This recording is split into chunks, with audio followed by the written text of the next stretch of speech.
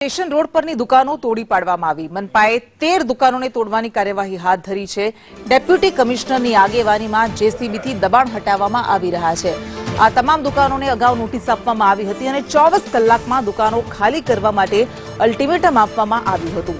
તો નડિયાદમાં station road પરની આ દુકાનો તોડવાની કામગીરી શરૂ કરાઈ છે। જેસીબીથી આ તમામ ગેરકાયદેસર દબાણ હટાવવામાં આવી રહ્યા છે। ડેપ્યુટી કમિશનરની આગેવાનીમાં મહાનગરપાલિકાની ટીમ દ્વારા આ કામગીરી કરાઈ રહી છે। 13 દુકાનો તોડવાની કામગીરી, આ તમામ દુકાનોને ખાલી કરવા માટે અલ્ટિમેટમ આપવામાં આવ્યું હતું। 24 કલાકમાં દુકાનો ખાલી કરવામાં આવે એ અલ્ટિમેટમ આપવામાં આવ્યું હતું અને સમય પૂર્ણ થતા હવે દુકાનો તોડી પાડવાની કામગીરી શરૂ કરાઈ છે।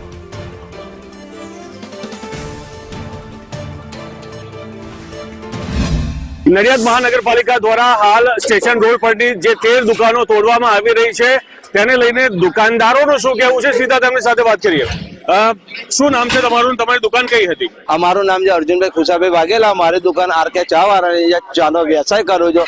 મારા વ્યવસાય પરથી અમારા ત્યાં 3 માણસો કામ કરે છે। 3 અમે ઘરના માણસો છે, 1 માણસ અને 1 ઘરનું અમારું 5 જણનું ફેમિલી છે। એટલે મારી દુકાનની અંદર અમે 20 જણનું ફેમિલી, અમારા ધંધામાં અમે રોજગારી, કામ ધંધો, બધાનો ખાવા પીવાનો ખર્ચો બધો આમાં નીકળી જાય છે। હવે અત્યારે અમારા હાઈકોર્ટમાં, સુપ્રીમ કોર્ટમાં, નીચલી કોર્ટમાં અમારો કેસ ચાલુ છે। અમને કોઈ જાતની નોટિસ આપી નથી। અમને નોટિસમાં ખાલી રૂબરૂ આવીને ગઈકાલે જાણ કરી ગયા છે કે આવતીકાલે તમારી દુકાન તોડવાની છે એટલે તમે ખાલી કરી દેજો। પણ બાકી અમારું કહેવામાં તો એટલું જ છે કે અમે ભાડા ભરીએ છીએ, ટેક્સ ભરીએ છીએ અને અમારું કોઈ જાતનું દમણ પેટે આવતું નથી। 50 વર્ષનો કરાર છે કે 100 વર્ષનો કરાર છે, હવે તમારો કરાર પૂરો થયો એટલે તમે જગ્યા ખાલી કરો, તો એવું જાણ કરવી પડે। અમને કોઈ જાતનું સમાવેશ નથી કર્યો કે કોઈ જાતનું કશું કહ્યું નહીં અને એકદમ આવીને એમ કહે કે આવતીકાલ તમારી દુકાન તૂટવાની છે તો તમે જગ્યા ખાલી કરી દેજો કે તમે માલ સામાન હોય એ ભરી જજો કે છે।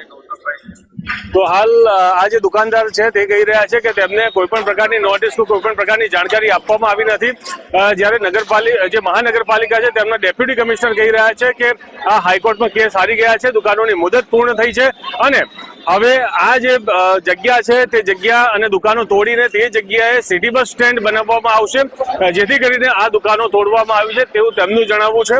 કરુણેશ પંચમથી સંદેશ ન્યૂઝ નડિયાદ। નડિયાદ શહેરની અંદર રેલવે સ્ટેશન જે રોડ વિસ્તાર આવેલો છે ત્યાં હાલ ડિમોલિશનની કામગીરી હાથ ધરવામાં આવી રહી છે। આપ મારી પાછળ જોઈ રહ્યા છો તે પ્રમાણે સ્ટેશન રોડ પર અને નડિયાદ ટાઉન પોલીસ સ્ટેશનની બિલકુલ સામેની જે 13 દુકાનો છે તે 13 દુકાનોને હાલ તોડવાની કામગીરી કરવામાં આવી રહી છે। નડિયાદ મહાનગરપાલિકા દ્વારા આ તમામ જે તોડવાની કામગીરી છે તે અત્યારે હાથ ધરાઈ રહી છે। હાલ આપણી સાથે નડિયાદ મહાનગરપાલિકાના ડેપ્યુટી કમિશનર રુદ્રેશભાઈ હુદર જોડાયા છે, તેમની સાથે સીધી વાત કરીએ। જી સાહેબ, હાલ જે કાર્યવાહી ચાલુ રહી છે, શું કાર્યવાહી ચાલુ રહી છે અને આગામી સમયમાં શું આયોજન છે?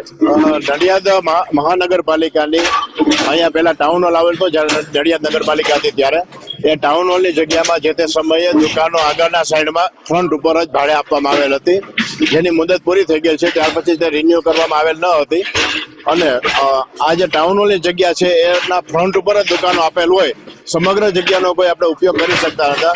ટાઉન હોલ પણ ખૂબ જ વર્ષો જૂનો હોય, જર્જરિત થઈ ગયેલો, એ પણ દૂર કરવો પડેલો હતો।